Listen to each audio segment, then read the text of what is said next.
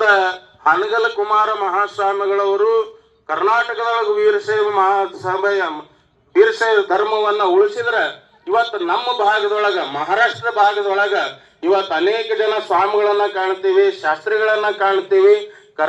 ಮಹಾರಾಷ್ಟ್ರದೊಳಗೆ ಇವತ್ತು ವೀರಶೈವ ಧರ್ಮ ಉಳಿದಂದ್ರ ಅದಕ್ಕೆ ದೊಡ್ಡ ಕೊಡುಗೆ ಯಾವ ಮಟ್ಟದಂದ್ರ ಅದು ಹೊಟ್ಟಿಗೆ ಬೃಹನ್ ಮಟ್ಟದ ಕೊಡುಗೆ ಬಹಳ ದೊಡ್ಡದ. ಯಾಕಂತಂದ್ರ ನಾವ್ ಅದನ್ನ ಅಲ್ಲೇ ಕಲ್ತಿದ್ದು, ನಾಗಣಸುರನ ಪೂಜ್ಯರಾದ್ರನ್ನ ಅಲ್ಲೇ ಕಲ್ತಿದ್ದು, ನಿಂಗೈ ದೇವರಾದ್ರನ್ನ ಅಲ್ಲೇ ಕಲ್ತಿದ್ದು, ಇವರೆಲ್ಲರೂ ಅಲ್ಲೇ ಕಲ್ತಿದ್ದು. ಅಷ್ಟೇ ಅಲ್ಲ, ಇವತ್ತ 5 ಜಗದ್ಗುರುಗಳು ಪಂಚಾಚಾರ್ಯರ 5 ಮಂದಿ ಜಗದ್ಗುರುಗಳನ್ನು ಕೂಡ ತಮ್ಮ ಶಿಕ್ಷಣವನ್ನ ಎಲ್ಲಿ ಮುಗಿಸ್ಯಾರತ್ತಂದ್ರ ಅದು ಹೊಟ್ಟಿಗೆ ಬೃಹನ್ ಮಠದೊಳಗ ಇವತ್ತ ಶಿಕ್ಷಣವನ್ನ ಕಲ್ತಾರ. ಹೀಗಾಗಿ ಅಂತಹ ಬೃಹನ್ ಮಠ ಇವತ್ತು ನಮ್ಮೆಲ್ಲರ ಬಾಳಿಗೆ ಜ್ಯೋತಿಯಾಗಿ ನಿಂತದ.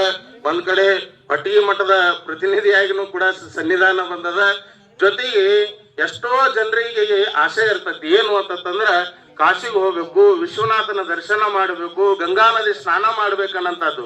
ಆದ್ರ ಸಲಗರದೊಳಗ ತಯಾರಾದಂತಹ ಗುರುರಾಯ ಹಿಂಗ ತಯಾರಾಗಿದ್ದಕ್ಕ ಸಲಗರ ಜನ ಎಲ್ಲ ಕಾಶಿ ತನಕ ಹೋಗೋ ಅವಶ್ಯಕತೆ ಇಲ್ಲ. ಆ ಕಾಶಿ ವಿಶ್ವನಾಥನ ರೂಪದೊಳಗ ಇವತ್ತು ಜಗದ್ಗುರು ಮಹಾಸನ್ನಿಧಾನ ಅವರು ಬಂದು ಇವತ್ತು ನಮ್ಗೆ ದರ್ಶನ ಆಶೀರ್ವಾದ ಕೂಡ ಇರ್ತಾರ. ಇಷ್ಟೇ ಜಗದರೊಳಗೆ ಬಂದಿದ್ದು ಅವ್ರು ಎಲೆಕ್ಷನ್ಕಾಗಿ ಬಂದಿಲ್ಲ, ಸೆಲೆಕ್ಷನ್ಕಾಗಿ ಬಂದಿಲ್ಲ. ನಮ್ಮೆಲ್ಲರ ಭಕ್ತಿಯನ್ನ ವಿಶ್ವನಾಥನ ಕಡೆ ಕನೆಕ್ಷನ್ ಕೊಡೋ ಸಲುವಾಗಿ ಬಂದಾರ ಅಂತ ಹೇಳಿ ಅಭಿಮಾನದ ಮಾತುಗಳನ್ನ ನಾವು ಇವತ್ತು ಸನ್ನಿಧಾನಕ್ಕೆ ಅರಿಕೆ ಮಾಡ್ಕೊಳ್ಬೇಕಾಗಿದೆ. ಅಂತಹ ಸನ್ನಿಧಾನದ ಚರಣಾರವಿಂದಕ್ಕೆ ನಮ್ಮ ನುಡಿ ಪುಷ್ಪಗಳನ್ನು ಅರ್ಪಿಸಿ ನಮ್ಮ ಮಾತಿಗೆ ಮಂಗಲ ಕೊಡ್ತೇವೆ. ಶಿವಂಭಯ್ಯ.